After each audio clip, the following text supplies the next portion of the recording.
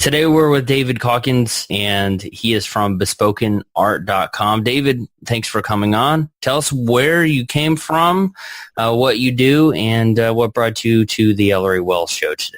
I live up in Dallas and started this business about 5 years ago part-time, hopefully to go full-time with it. So it was an idea based on saying how can I personalize art in a unique way that can spread messages. So what I do is I make art from sound waves, take anyone's audio of a dog bark, a wedding vow, a song, and I will transform that into an image and put it on a canvas. And so seeking to grow the business, it's somewhat had some good growth. I'm in 10 stores right now, sell online, and I'm hoping to grow the business, though, as a whole, and so wanted to learn a little bit of things I don't know from Ellory. And my wife knew Ellory and got a great connection there, and so happy to be here.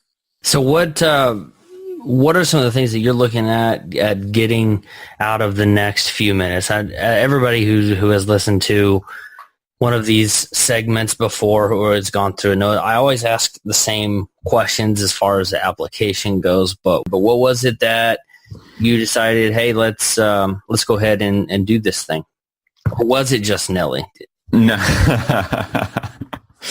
No, so I would say there are a lot of things that I've learned about small business and how to have a good product, how to satisfy customers, work with outsourcing certain things. So I've learned a lot over the past several years, but there's still a lot that I don't know. And a big portion of that has to do with how do I, in essence, grow my business beyond me? Because I could work at it all day long, but that can only get so big that way and grow a certain amount. And so what are some of the things and strategies I should use to grow the business beyond me? And whether that's bringing other people on, searching for investors, or even in a specific area to focus on, what's the best way to really try and grow at this point? I'm not one of those entrepreneurs who gave up their six-figure salary and fancy office to start a business, and I wasn't selling lemonade to my neighbors when I was 7. I wasn't born an entrepreneur, and I never laid awake at night dreaming of owning my own business. My name is Ellory Wells, and I was forced to make a decision.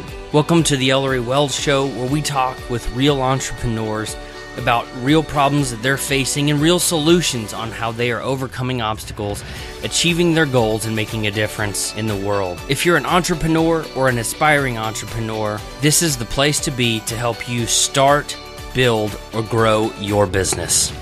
Just out of curiosity, you said you've been at this for 5 years or so. Where have you gotten the knowledge that you have now? I can't remember what you've told me. Did you go to business school, or where are you getting all of the knowledge that has helped you with your? Yeah, so I had I did a business minor at university, and then I worked for my uncle who has a family business and has been in my mom's side of the family for more than 100 years. And so worked for him for a summer and learned a lot there.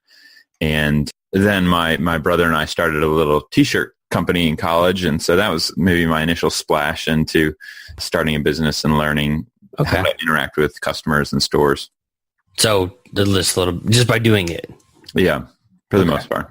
So what you're talking about, how do you grow your business beyond me? You mentioned hiring people and looking at some investors. Walk us through the process of acquiring a new customer. We'll start there. How do you get new customers and clients?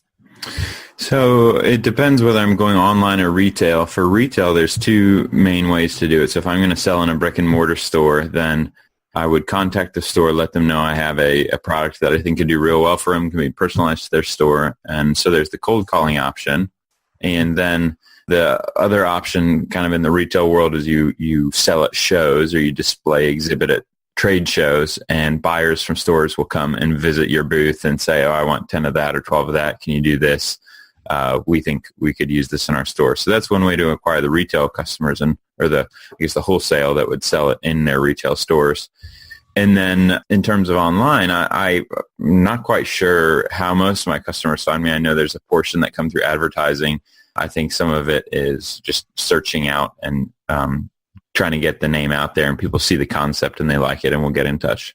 You mentioned that you weren't quite sure how people find you online. Are you using Google Analytics or any type of tracking software or link tracking? So I have used some Google Analytics and find that one, in some ways, it's over my head, and then two, for my website is a little outdated, and so I haven't updated all the pages with it, and so don't really have accurate tracking through that. Okay. One thing I would suggest, Google Analytics is kind of the de facto industry standard for tracking. I'm not sure about the web design part on your site, but I didn't start on WordPress, but I have been using that since about 5 minutes after I started. I would look into doing a WordPress site. I don't think your site now is on WordPress, is it? No, it's not. Although I've downloaded the WordPress content management platform so that I can try and transition it over. I just haven't taken the time to do that or hired someone to do it yet. Well, that would be one of the things, not necessarily moving over to WordPress, because that's something that you can easily get caught up on doing things that aren't necessarily productive. But maybe it is a priority because that would tell you where your customers are finding you from. Sure. Social networks, those kinds of things. Because it tracks your inbound links, and you can paste that code into a header.php file, or depending on, like, if you're using the Genesis framework like I do, they make it real easy to say, hey, this chunk is in your header, this chunk is in your footer, and put that stuff right there. Because customer acquisition for small businesses is a big deal. Yeah. So right now, every single page on that website has to be done manually, HTML, and saved and imported. So it's just kind of tedious. That's a pain. Did somebody do that for you, or did you do it yourself? I had someone do the framework, and then I did the rest myself. So it was too much time now to do it. So I just need to update it. I just need to get around to it. Yeah. Well, here's a real good example for you. Hopefully, it's a good example. If you knew all of your traffic was coming from Instagram and Pinterest, but nobody was clicking through on links you shared on Twitter, you just stop posting stuff on Twitter. Mm-hmm. Vice versa, if you knew your links were, let's say, I don't know why. I'm not a big fan of LinkedIn, but let's say, somebody shared it and you're just getting tons of traffic from LinkedIn, but nobody from Facebook for whatever reason. You can promote posts on LinkedIn and figure out, okay, how do I reach the people that are already there? Or vice versa, you could, if you're doing any sort of ad spending, you could focus on where people aren't interacting with you and you think that they should, but without knowing, we just need that kind of information. Yeah. I think Google Analytics is one of the tools that I would suggest that you use to do that.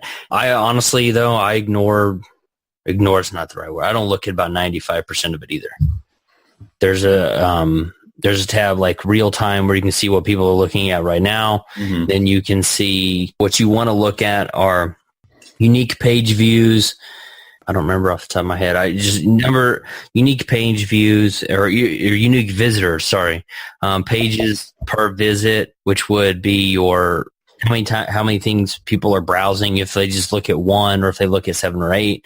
You can look at what your most popular pages are. Mm-hmm. So if people are looking for the custom stuff, but they're not at all interested in the ones like we've talked before about building a library of images. If nobody's looking at that, either it's not promoted, it's not easily accessible, or people are only wanting custom, those kinds of things. But you said you want to grow the business. What in 5 years, maybe your vision for 5 years and 10 years are different, but what kind of business do you want Bespoken Art to be? What do you want it to look like? I'd like to, I know the answer to this. I'm just trying to think of where to start to describe it. So I'd like to have partnerships established with outside, not necessarily brick and mortar retail that would sell pre-made pieces, but more so like wedding shops or stores that work in the wedding industry that could advertise and be a channel or a funnel for custom orders. So someone comes in to buy a wedding dress, they see the option to get their wedding vows done on a canvas. So it's not a pre-made piece, it's a custom piece, but the order comes from the store who is already interacting with the customers. They find the customers for me. So to establish some kind of partnership with that sort of store that really just funnels orders in. So it's a constant source of traffic, consistent, hopefully somewhat consistent orders there. The second would be to really refine the website and create a program, a software or program that can help me do this process of converting sounds into images faster. And so it would be to have a program that could do that, hire on people to help me do that, so I'm not the only one creating the images, and then really just figure out where sales would come and then expand into those markets. Tell me about the actual product itself. Is it printed on a printer, like a fancier version of an inkjet or something like that? What does the physical product look like? So the majority of the physical products are either on canvas or on a fine art paper. So it really depends. I've done them on wood, on acrylic, metal, some other mediums. So you can even, it's kind of cool. They've got wood paper now, so not just a wood board, but actual wood paper. So, but most of what I do is on canvas or on a fine art paper. I do some greeting. I do greeting cards as well. And yeah, hold that on. Let me take a look at that. So this is a stack that I did for a customer from the home and gift show that I was at. What are they saying in there? Well, so this says, gig 'em and God bless. It was a group of Aggies, and so they sell at different Aggie events, and so they ordered several Aggie-themed prints. Okay. Excuse my ignorance, because I know you have talked about how cool this is. I know it's cool. What technology do you have? Because I think you said you had created it a few years ago from scratch, I think is what you told me. If I record something in my microphone, I've got Audacity or an Adobe, whatever, and I can see the sound waves. I could take that as a JPEG and print that on a card or something like that. What makes your thing cooler? Because it looks cool, and that would take me a long time. What makes bespoken art cooler than that? So a couple aspects. One, there's not an option in Audacity to save it as a JPEG. So to convert it from the image you see in any kind of recording program to an editable image, that's one step that you'd have trouble doing. The second step is turning it into a high-resolution image that you could scale to a big canvas. And so you might be able to do something on a card, but if you take that image, something like a screenshot, and try and maximize that to it'd look pretty ugly 3x3 canvas, you'd run into some trouble. The third issue is that you can record something on your phone, but just depending on even what the sound wave is, you'll probably want some kind of audio editing done to it. Okay. Whether that's a simple fade in, fade out, there's usually a couple more things, but the more complicated the audio, if it's a song, for example, this image you see will probably need a little bit of tweaking. And so it's something that audio engineers are skilled in and that you can learn how to do. It just takes a long time. And so it's kind of the skill to get the image that you are looking for. Okay. Let me ask you a different question, because I like the way that you're going with that. I want to make sure I know what makes this unique, because once I know the process, I can probably give you an idea on how you could automate some of this stuff or scale it or outsource it. So let's say I go to your website and I wanted to say, this is the Ellory Wells Show or something like that. Walk me through that process from the customer end, and then what you would do after I clicked submit order. Mm-hmm. So you actually don't do the audio until after you submit the order. So first you choose your size, your desired color combination, text if you want it, overall layout. Do you want the audio on one line, two lines? So you choose all those aspects, and then once you have decided that, you place the order, and then you will either send the audio to me via email. I can record it over the phone or from a YouTube video or any kind of internet source. So I record that audio, I extract that audio, take that audio, render it according to your specifications, send it back, make sure it looks like what you're hoping.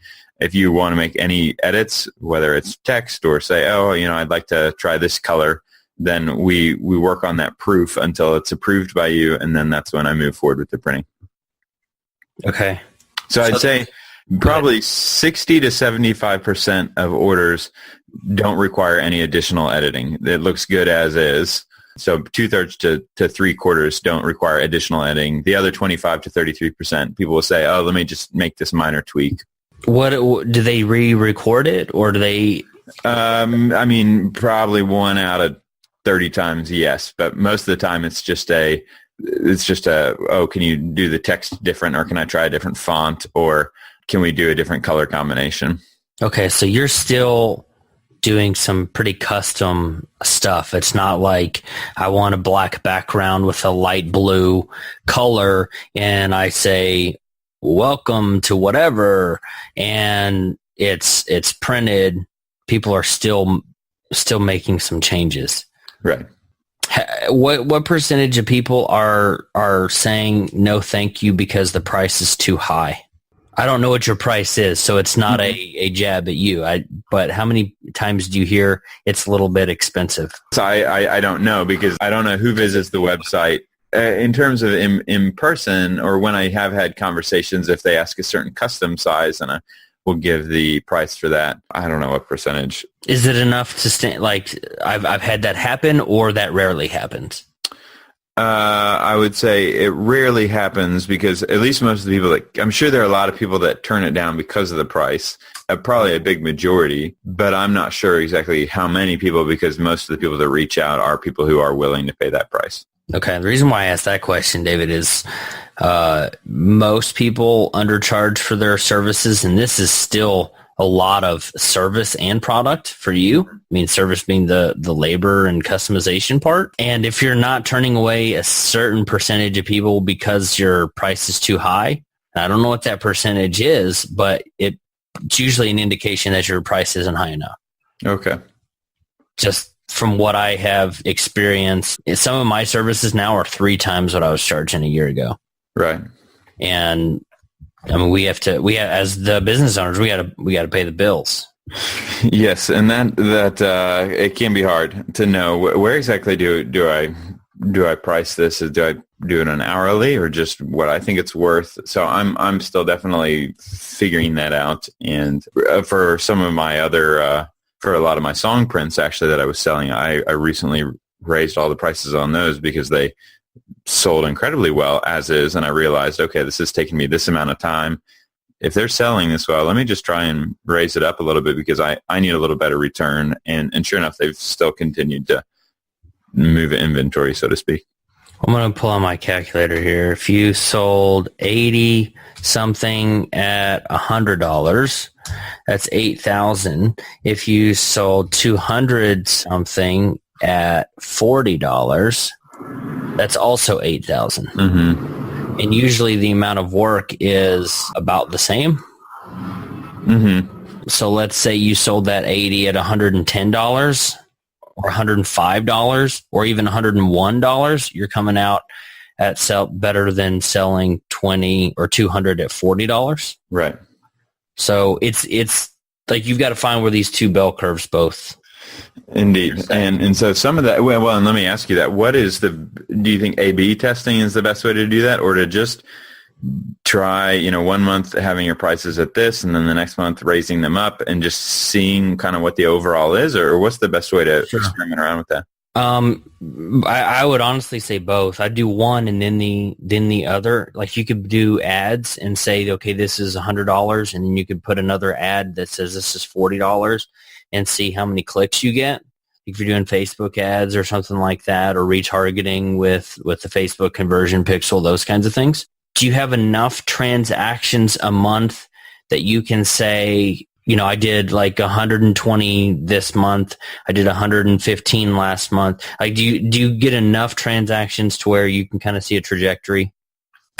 Yes, although it is hard because this tends to be a seasonal or event type item. So it will really pick up at Christmas, will really pick up at Valentine's Day, Mother's Day. Okay. So it can be, in some ways I would have to do a year-to-year comparison, or the same month compared to last year versus this month compared to the next month. By the way, are you tracking that? Yes. Okay. The reason why I asked that question is if you know what we used to call this the run rate, whether if we took all the deals aside, what we would basically do in a given week or day or month, but we're talking about hundreds of transactions a month when I was at Dell. Mm-hmm. And if we took out all of our deals, what would we do basically if we were hands off? And that's the kind of how I would look at it when you're talking about testing your prices. Well, if it's $20 this month or it's $30 next month, do my sales go down or do they stay the same? Mm-hmm. And one thing that I would also be mindful of when you're looking at pricing, this is kind of weird because you start getting into the psychology of pricing and sales. Mm-hmm. So if you discount, people might not have the same perceived value in what they are buying. It was $30 last month when I purchased, and now I come back and it's $20. I'm like, well, I'm gonna do what I do sometimes at Best Buy. I want you to price match what I got then. Right. But if you do it as a discount off of list, well, that was last month's promotions. These are this month's promotions. Those kinds of things. Yeah. You still might have people that want to do that. If you've got a 30-day money back guarantee or something like that, if they don't like it, you can return it, whatever. And there'd be a small fraction of people that would do that. But you can measure that. Like it's a $200 list and it's half off versus 40% off or something like that. And you can test it. You could probably scale in a number of ways, one of them being a higher price until you notice your number of transactions flatlining instead of increasing or decreasing instead of maintaining. Okay. That makes sense. Yeah. Because from what I have seen, you got a really cool product.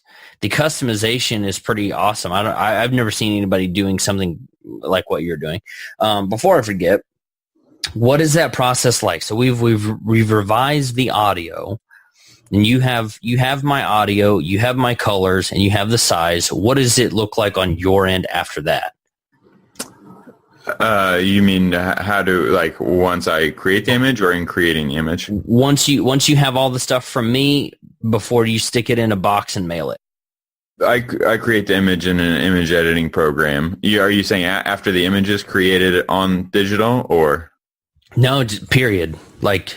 I've placed my order. You've gotten back in touch with me, and we've recorded it. Okay. And I said, well, I like Arial narrow instead of, I'm sure you're one of those people like me that knows way more about fonts than we would really like to. Yes. You have the agency FB. That's what I get in PowerPoint. We've changed all of this stuff, and you don't have to talk to me again. What do you do after that? So, assuming we've got all the image stuff squared away, I'll create that image, and then if it's in a program on my computer, add all those components, and then once I get the final JPEG file, if it's a canvas, I use an outside canvas company to print my pieces. So I will email them the image; they will drop ship it to you. So that emailing the image and giving your shipping details is the last thing I do. Other than once it ships, I let you know, and then once it arrives, I'll follow up with you afterwards to ensure you were satisfied. And both my canvas company and myself do stand behind our product. And so if for any reason you're not satisfied, we'll either refund or send you a brand new one at no cost. Okay. If it's a smaller print on the fine art paper, that's something, depending on the sizes it is, but I can do up to a certain size. I have a format printer here in my studio, and I will print it and stick it in a tube or a flat package and send that out myself. So does your profit margin go down significantly when you have that other company do it? It does, yes. It's still a very good profit margin, but it does go down significantly, yes. Does it go down like 10%, 50%, 80%? Not your margin, but the percentage it decreases. Right. So I guess, let's see here. I'm just, when I do it myself, if it's a certain image, it usually, I guess for me, if I do them myself, there's about a 90% profit margin. Okay. And then if I think that's the right way to communicate it. So it costs me. If it's $100 and your materials and time are 10. Correct. And then if I outsource it, then it's usually a 50 to 60% profit margin. How much time do you get back by outsourcing?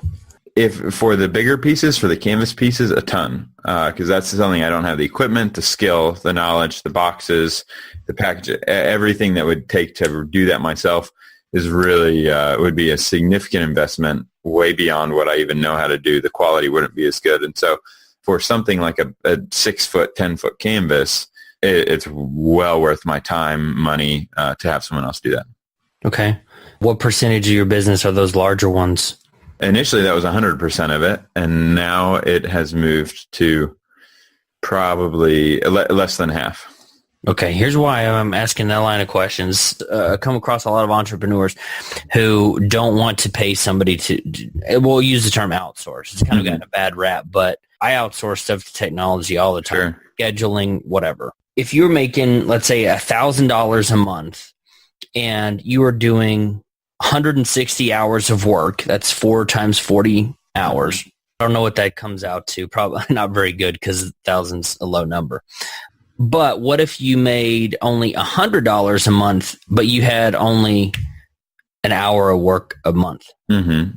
I mean, that'd be fantastic. That would be like mostly passive income-ish or you could also say we're making, like, instead of $3 or $4 an hour, making $100 an hour. Correct. Because I think you could scale to where every 2 or 3 days you could batch process this stuff. And instead of making 90% profit margin, you made 50 and had them do all of it.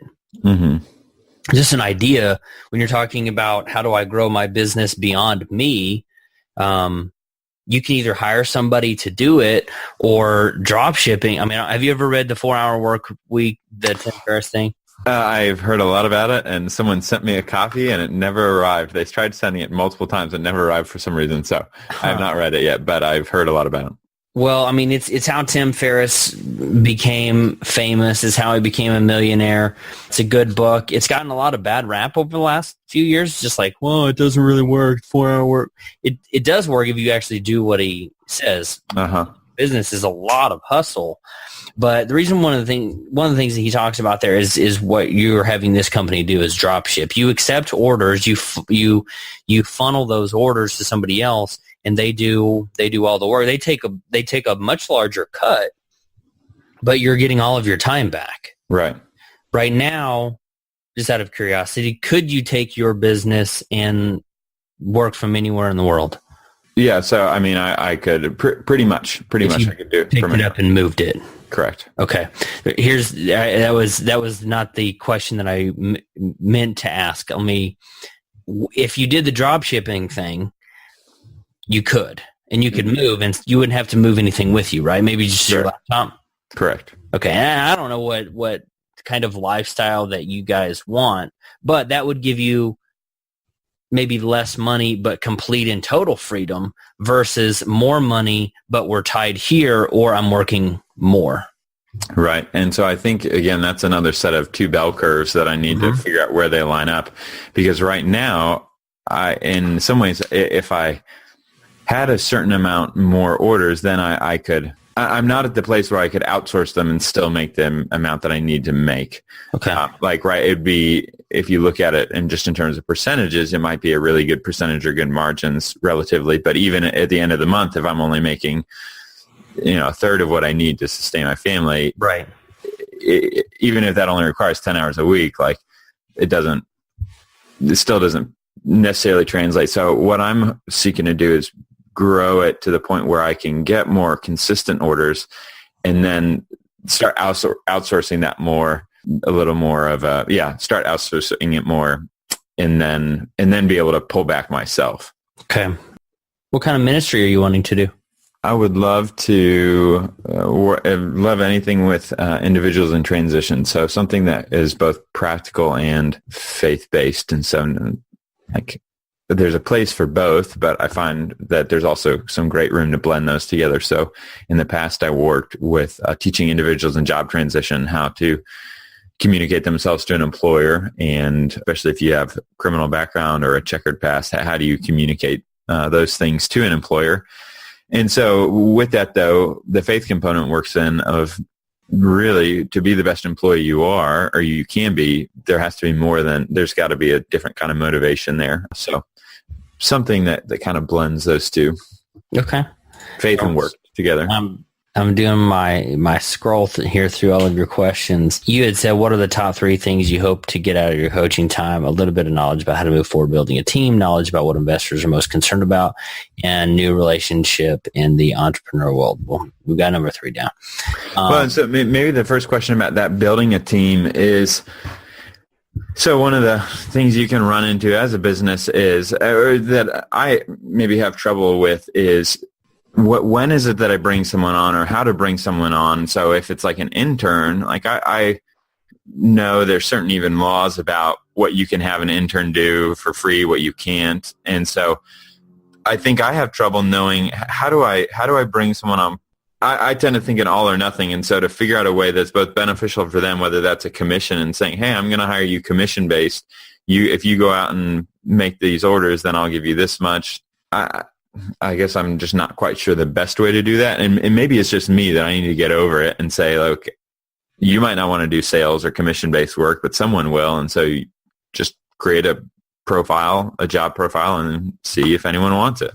I don't know how much revenue you're making, but my guess would be that you're not quite there yet. In terms of what? Hiring somebody to pay them what they would need to survive and pay their bills yet. Correct. Not at least a full-time, for maybe a part-time student. So I actually have a part-time employee right now who helped me during some of the Christmas rush and some big events at the beginning of this year. Okay. So it's not his full-time thing, and it's not, I don't have the time to hire someone full-time, but even knowing how, now that I've kind of had that rush finished, like what's still the best way to utilize this guy and his time, my time? So as far as commissions, I don't know. I mean, when you're paying just commission, usually there's some brand recognition behind it, which most small businesses that have started on their own and they're not selling a third-party product, we struggle with that. I mean, I'm not selling Sony or Samsung over here. It's all my stuff. It's all your stuff. Where I would look at scaling first is your product is a very visual thing. Even though it's based on audio, it's a very striking visual. If you've got a shiny black background with a stark white image, I mean, it's like a Rorschach test, but it's visually appealing. It's like, wow, what is that? Mm-hmm. So it's a visual thing. Where I would probably look at outsourcing or hiring somebody on for you is some of the stuff that doesn't require, it's going to sound bad for the other person. It's going to make sense to the business owners out there. Hire someone to do stuff that doesn't take brain power. Mm-hmm. Because in another book that I would highly recommend, especially where you are right now, is The E-Myth Revisited by Michael Gerber. It's one I think that would be very applicable to you where you are, because the way that he tells that story and the examples he uses, because what you're going to want to do is you're going to want to create a system of checklists that anybody smart or not so smart, having a good day or not having a good day can follow. And if they check off all of these 27 things, they will provide a consistent experience to your customer. Right. And it's almost cookie cutter. And some people don't like that, but cookie cutter can still be amazing. Right. Every Mercedes is cookie cutter, but it's still a $100,000 SUV. Right. So don't let words like outsourcing or templates or something like that scare you.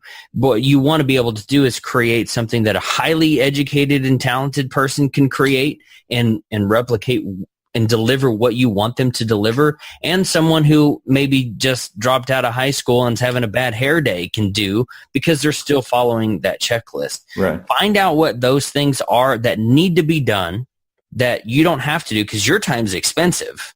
Their time, you can get, it might have changed over the last couple of years, but you can get like 20 or 30 hours of work from someone in the Philippines where $200 a month is a really good amount of money. So I hear to do some of those things that are checklists, like talking about your order intake. You could have them just drop it into an Audacity and take screenshots and say, okay, which one do you like better, A, B, or C? It's all the same thing, or however whatever tweaks they would want to make. You don't necessarily have to be involved in all of that process. Or maybe there's software that would do it. It renders that WAV file or that MP3 and spits out a couple different options. Maybe the peaks are higher or something like that. Or it's more condensed down, less wide. And then when you get involved, it's actually the things that require you and your expertise in your technology. Right.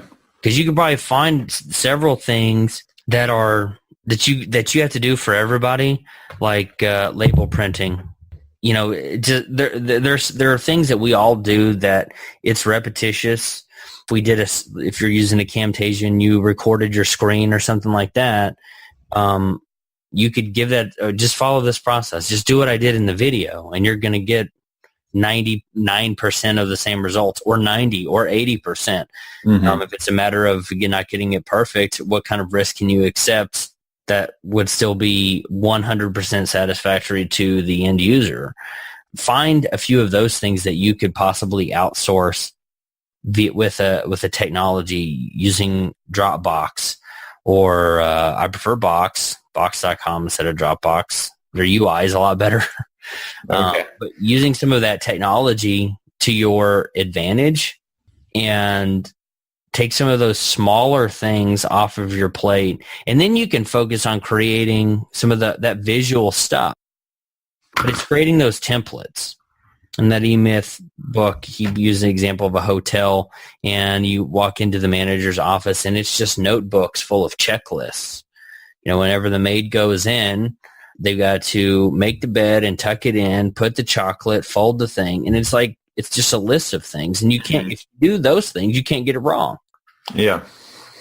But it takes a lot of time up front because you have to get stuff that for you would be just second nature by now. Right.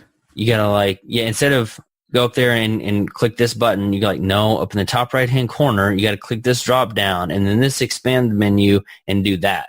And so it takes more time, but I would possibly do that because I think that will be less expensive than paying someone a commission. Once that's done, you can focus on getting the right person to do the sales, or you could bring somebody on to do marketing. Like I could see Pinterest.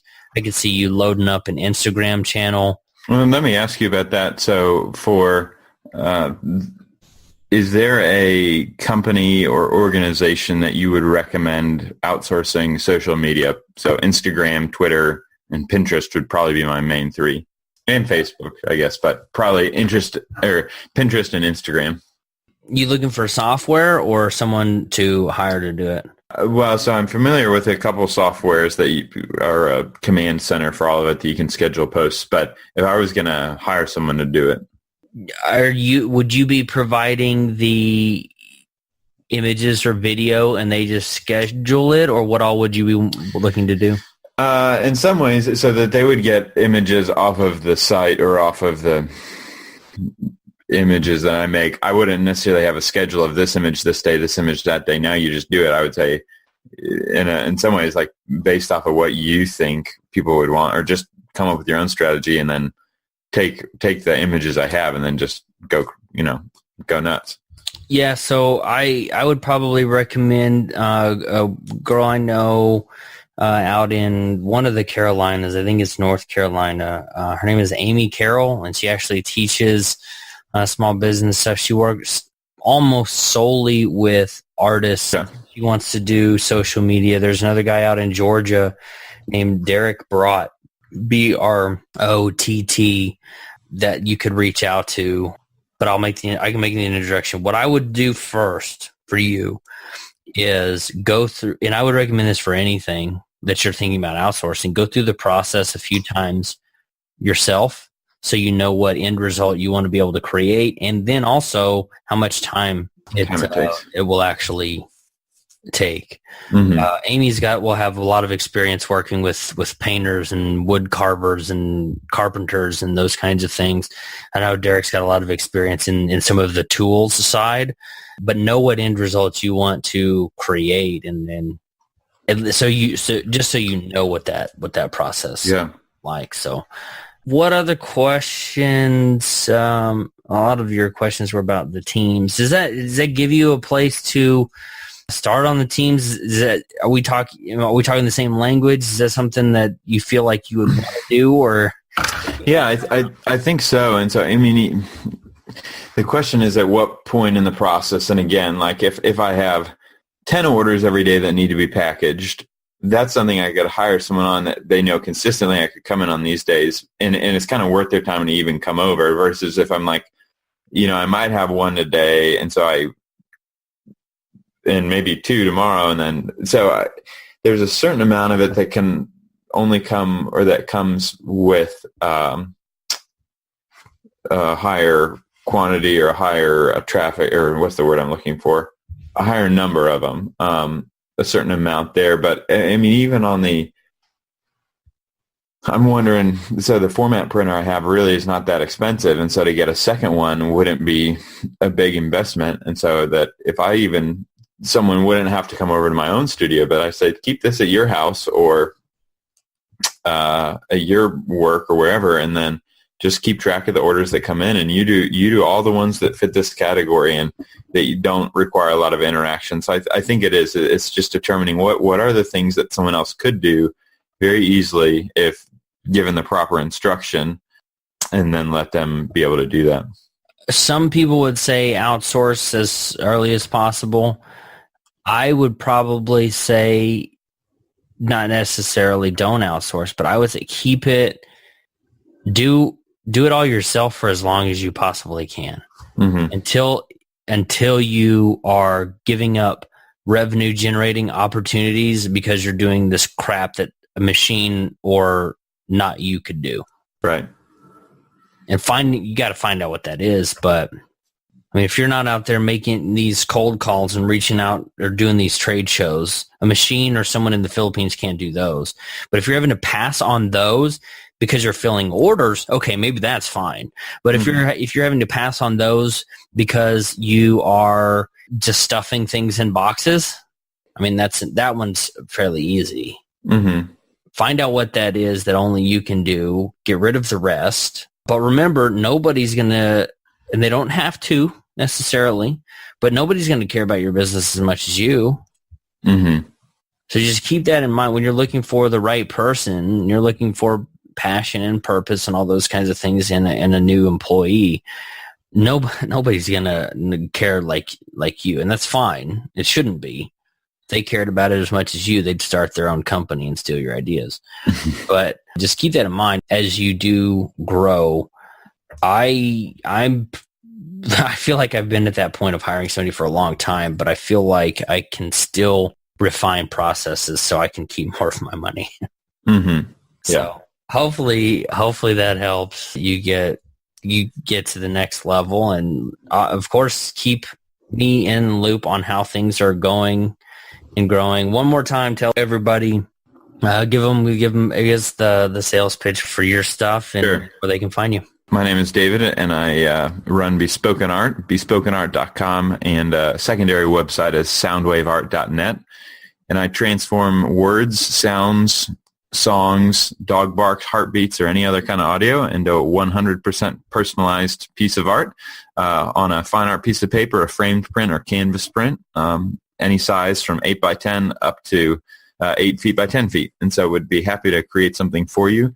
Once again, the name of the business is Bespoken Art, and it's bespokenart.com. So Thanks, Ellory, for your time and your thoughts. I appreciate it, and I wish you great success in your business as well. You're very welcome, David, and I wish you all the luck. All right, cheers. Thank you.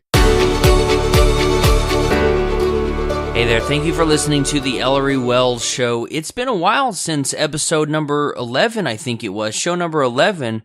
It's been kind of a weird August. A lot has been going on. I took some time off just to kind of focus on what I needed to be doing the rest of the year. And August is a funny time. Gary V, he said it in one of his many value-adding videos that August is the time where a lot of people slack off and a lot of people just kind of take a break. And I get it. I've kind of been there. But I also see it. There's seasonality to any business. And for me, the summer times, the coaching, people want to take that time off. But what I've really noticed is the ones that really hustle when other people take off. You can hustle and you can run the race, you can run the marathon while everybody else is running it too. But when everybody else slows down or quits or takes a break, the ones who keep going during all of that, they're the ones who just go crazy nuts and get those results. I mean, you probably heard on a couple episodes ago, John Stolpe, who is starting his mastermind for dads. He started in the summer. He actually had a kind of an uphill battle. He tried to get started. He did just a couple of weeks ago, but he was recruiting during the summer. And I've learned that recruiting during the summer or going out there and seeking business is an uphill battle. However, he did start. He is making money. He is changing lives. And I just want to encourage you that if during this time, whether it's September, August, October, whatever, way down the line, it's the people who keep going when everybody else hits pause. They're the ones that will be successful. They're the ones that are out there creating jobs, creating content, creating material, and those kinds of things. Anyway, I want to encourage you to check out, if you just listen to this on iTunes, if you want to see the interview, you can also go to ellorywells.com/show12, and you can see this interview with David and I. I've embedded the YouTube video of that, and you can see that at ellorywells.com/show12 if you want to go over there, see what that's like, see how that interaction goes, and maybe even apply to be on a coaching call for the Ellory Wells Show yourself. If you are on my email list, check your email, because I am doing a 20% discount on my introductory coaching package. You can get it for $2,500 normally, but I've got a special promotion just for people who are on my email list. So if you have subscribed to get a resource from me, go and check out those emails. Thank you for listening to this episode of the Ellory Wells Show. If you're listening to this the day it comes out, I am in Orlando for a conference. I'm always looking to improve my skills. For my birthday a few weeks ago, one of my friends and readers, actually she listens to the podcast too, she got me a coaching book just to improve on my skills, and that's what I'm doing. I'm reading that book, and I'm also going to this conference in Orlando. And then at the end of October, I will be in San Diego for the Thrive Conference. If you want to check that out, go to attendthrive.com. It was the best conference that I went to last year, and it was the first one. So just encourage you to always keep improving on your skills. Thank you for listening to the Ellory Wells Show. I'm your host, Ellory Wells. We'll see you next time.